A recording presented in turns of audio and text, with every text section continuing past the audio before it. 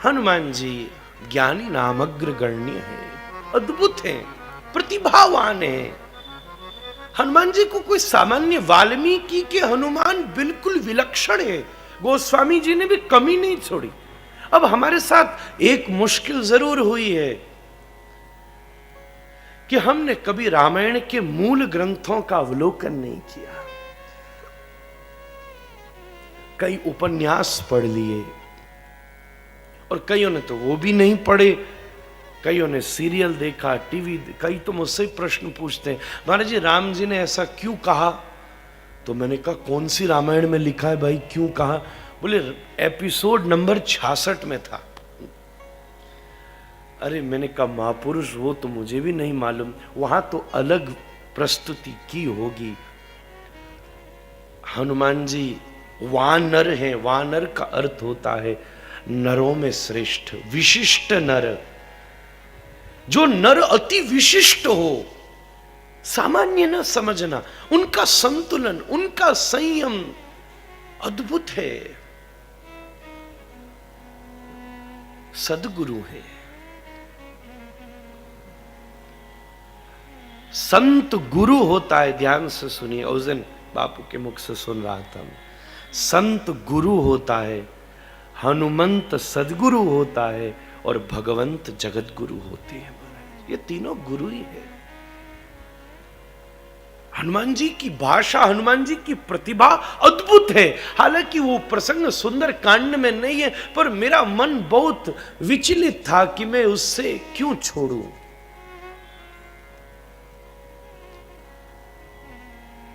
प्रथम बार जब हनुमान जी और रघुनाथ की भेंट होती है ना,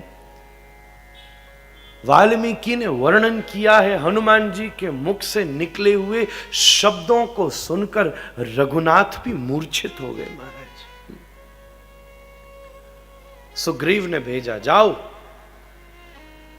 ये दो कौन आ रहे हैं पुरुष, मैं जानता हूं पर मैं चाहता हूं तुम अवलोकन कर आओ। हनुमान जी वेश बदल करके पहुंचे, रघुनाथ को प्रणाम किया और क्या वर्णन किया है। ऐसा प्रतीत होता है, हे ऋषि तेज से सुसंपन्न, हे युग पुरुषों, ऐसा प्रतीत होता है कि इस संपूर्ण ब्रह्मांड में जितना भी ब्राह्मणत्व है उसका परम तेज आपकी मुखाकृति में प्रदर्शित हो रहा है।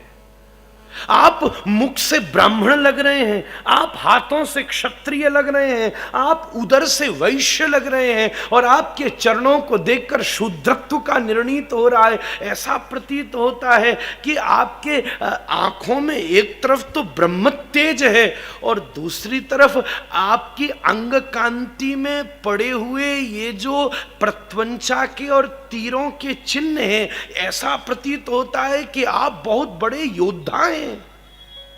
इतना ही नहीं, यह भी लगता है कि आप एक बहुत बड़ी परंपरा के, बहुत बड़ी शोभा के, बहुत बड़ी तपस्वियों के, सूर्य के समान अनंत तेज को भी पराजित कर देने वाली ऐसी भावी परंपरा के आप कोई संवाहक हैं।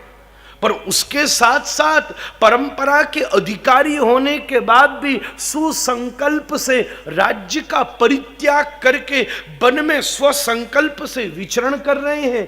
एक तरफ आपका ये महात्याग प्रदर्शित हो रहा है और दूसरी तरफ आपके आंखों के कोने में जो नमी है और आपकी नैनों की जो अरुणाइता है, उससे प्रतीत हो रहा है कि आप किसी अति प्रिय वियोग के कष्ट में डूबे हुए हैं।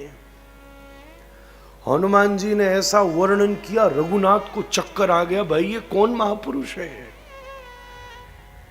लक्ष्मण ऐसा लगता है सामवेद, यजुर्वेद, अथर्ववेद, ऋग्वेद, ऐसा लगता है मीमांसाएं, ऐसा लगता है ब्राह्मण ग्रंथ, ऐसा लगता है ज्योतिष ग्रंथ जिसने सब घोट करके नव्य न्याय, प्राच्यन न्याय, षड दर्शनों को जिसने अपने साथ घोलकर एक ही सूत्र में सारे शास्त्र कह दिए हो। मेरी सामर्थ्य नहीं है इस महापुरुष से बात करना, मैं चुप हूं, तुम बात करो। राम जी ने रामानुज को आगे कर दिया। रामानुज हनुमान जी के साथ संवाद करो। हनुमान शंकर है, लक्ष्मण काम है, हनुमान कामजयी है। विचार करिएगा, ये एक और तत्व दृष्टि है। दंडकारण्य में रघुनाथ वन में आए हैं अपनी पत्नी के साथ, पर साथ में कौन आया है? लक्ष्मण। लक्ष्मण काम तत्व है, काम तत्व साथ है, गृहस्थ में उसकी पूर्ण आवश्यकता है। वाल्मीकि जी ने तो स्पष्ट खोल के वर्णन किया है, जरा अगर उसके सूत्रों पर मैं ज्यादा उतरूं तो इस समय रघुनाथ का दंडकारण्य में रघुनाथ का अंग प्रत्यंग ऐसा संबलिष्ट है कि उन्हें भी देखकर सुपर्णखा के हृदय में उन्हें प्राप्त करने की अभिलाषा प्रकट हो गई। महाराज, विरही की तरह रघुनाथ कोई अपनी प्रेसी के वियोग में हो, ऐसे रघुनाथ वन में सीता के वियोग में घूम रहे हैं। क्या वर्णन किया है वाल्मीकि ने। शंके शशांके जगुरंग में के। लक्ष्मण से पूछते हैं, लक्ष्मण ये बता चंद्रमा में दाग किसका लगा है? लक्ष्मण बोला, इसके पीछे 50 कहानियां हैं साहब। राम जी ने कहा, तू कहानियों में उलझा रे, मेरी परिस्थिति नहीं समझ पा रहा। अरे ये चंद्रमा मेरा हृदय है, और जो मेरा हृदय सीता वियोग में जल रहा है, ये उसका धुआं है जो चंद्रमा को काला कर रहा है। राम जब सीता जी का वियोग में लसित हैं, तो पास में लक्ष्मण है, काम है। अब हनुमान और राम लक्ष्मण के मध्य का संवाद है, काम और कामजयी के मध्य का संवाद है। राम का हृदय शांत हो गया। तत्व ज्ञान की कुछ भूमिका चाहिए, मैं जिस प्रसंग को कह रहा हूं उसे कुछ समझने के लिए। तत्व ज्ञान की भूमिका, सच बात कहूं, अगर सुंदर कांड को बहुत गहराई से समझना हो तो इसके पूर्व अक्षरतः अक्षर तत्व की दृष्टि से भगवत गीता को समझना बहुत जरूरी है। भगवत गीता का ही एक नाटकीय वर्णन वाल्मीकि रामायण का सुंदर कांड है महाराज। इसका मूलाधार गीता है, उपनिषद है महाराज।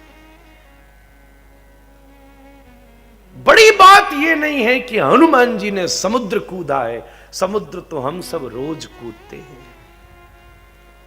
कल ही अमेरिका की फ्लाइट ले लो, हनुमान जी से बड़ा समुद्र कूदोगे। अभी 2 महीने पहले ही मैं कूद के आया हूं, 35,000 किलोमीटर का समुद्र मारे। वहां कथा थी, वहां से यहां आया। हम लोग सोचते बहुत बल की बात है, हनुमान जी समुद्र कूद गए। बाह्य दृष्टि से ये समुद्र है, पर आंतरिक दृष्टि से ये केवल प्राकृतिक समुद्र नहीं है, बल्कि ये समुद्र देहाभिमान का समुद्र है, संसार का समुद्र है, वासना का समुद्र है, काम का समुद्र है, क्रोध का समुद्र है, लोभ का समुद्र है, अभिमान का समुद्र है। क्रोध का समुद्र कौन कूद पाया? क्रोध का समुद्र तो दूर बात रही, एक गैया के खुर के बने गड्ढे को भी क्रोध में हम पार नहीं कर पाते। ये हनुमान जी की नितांत तात्विक दृष्टि है।